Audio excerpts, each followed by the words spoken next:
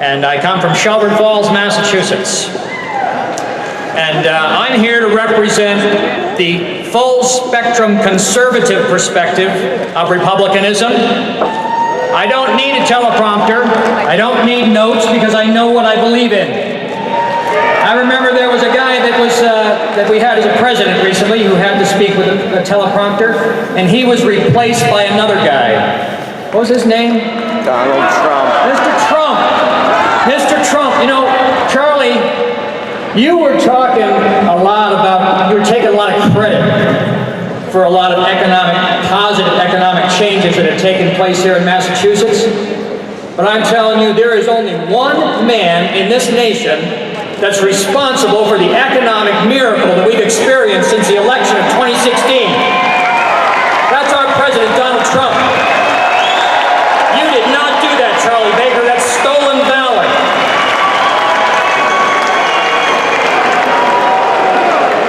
And all this nonsense about standing against sanctuary state. Why aren't you standing against sanctuary cities? That's what we actually have. With Mr. Pence, our vice president, a decent, good man. Charlie Baker couldn't be seen, said he had schedule problems. He was at the Chamber of Commerce meeting, but he was available a couple weeks later to accept the endorsement of Sanctuary City Mayor Dan Rivera. You can't have it both ways, Charlie. You can't pretend to be a conservative by opposing sanctuary state when you're hanging out with Marty Walsh and Dan Rivera and the rest of the leftists that are pushing their agenda in the state. What do you stand for? You're going to hear. Now, folks, I was raised in Shelburne Falls. I was born in 1957. And when I was born, this is the problem with letting Democrats in the Republican Party. They don't let people. When security removed this person, I'm not going to be heckled during my speech. You know, they're giving away free marijuana over at the City Hall. You can get over there if you run over. Yeah, folks. This is what our party's descended to under the management of Charlie Baker. Right? You're acting like Democrats, not Republicans. Republicans believe in respect. Republicans believe in basic, fundamental values. In 1957, Massachusetts was a different country. A family could live on one income. You didn't have to have two parents out working, barely making a living. You could let your kids go out and play. You didn't have to worry about a pervert behind every bush. The churches were full and the jails were empty. The factories were humming. The economy was booming. Many of these beautiful buildings that we see all over the state were built during that time. Except now they've been crumbling all this time.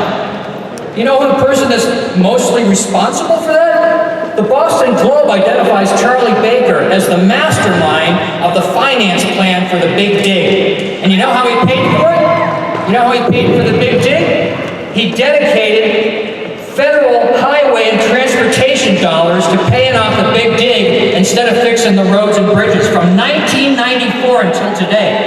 The roads and the bridges were already bad then. Now they're crumbling. You ever drive down Route 90 and look at the bridge supports between the exit 17 and 18? They're literally falling apart. Big giant chunks of the concrete have fallen out and the steel rebar is sticking up there.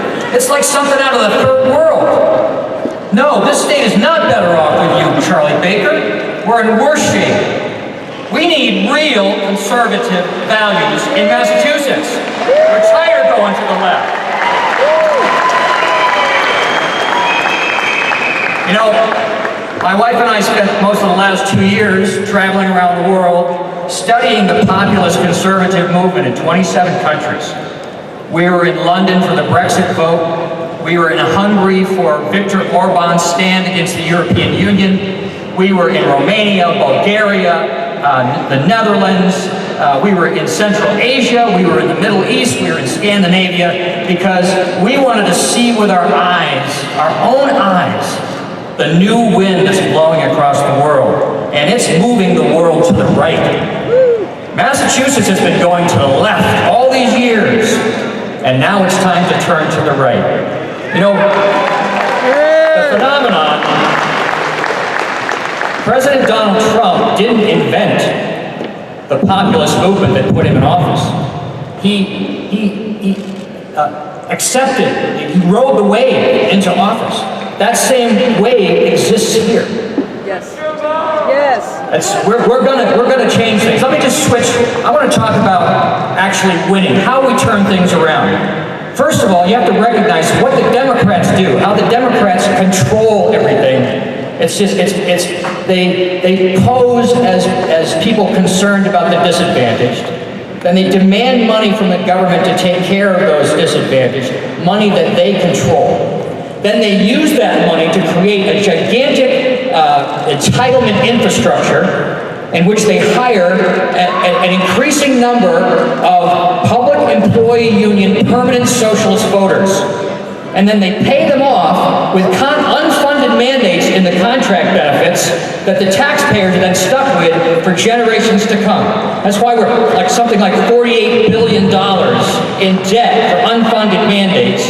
And all this is how the Democrats control. It seems like an unbreakable system, but it's not. You know, there was one man that came along and he showed how it's done. That man was Ronald Reagan. Ronald Reagan, that's right. Ronald Reagan won. He's the only Republican president to win in Massachusetts since Eisenhower, and he did it in 1984, 1980 as well, because he stood on social and fiscal conservatism. Right? You know, the Baker people and the rhinos here in this room, they tell all of us conservatives, yeah, that's right, we can hear you. They tell all the rest of us that a conservative can't win in Massachusetts. You know why they say that? They say that because they don't believe in real conservatism. They don't want us to be talking about those things because they have no passion for it. They don't agree. They're pro-aborts. I'm 100% pro-life. I'm 100% pro-Second Amendment. I stand on the original intent of the Constitution. I'm 100% pro-Trump.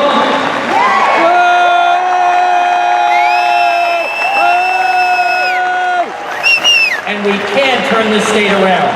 We need to rebuild the Ronald Reagan coalition. And that means all you people in this room that have been having your arms twisted and been told to put in a blank ballot instead of voting for Lively, why don't you just vote your values for a change? Stand on what you really believe in.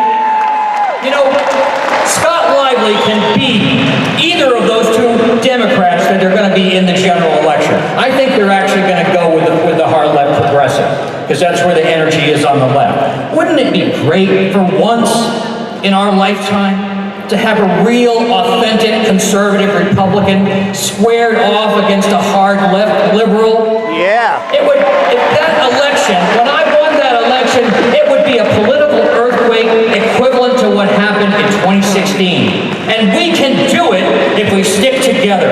Conservatives, vote your values. Stand on what's right. And I'll be there with you.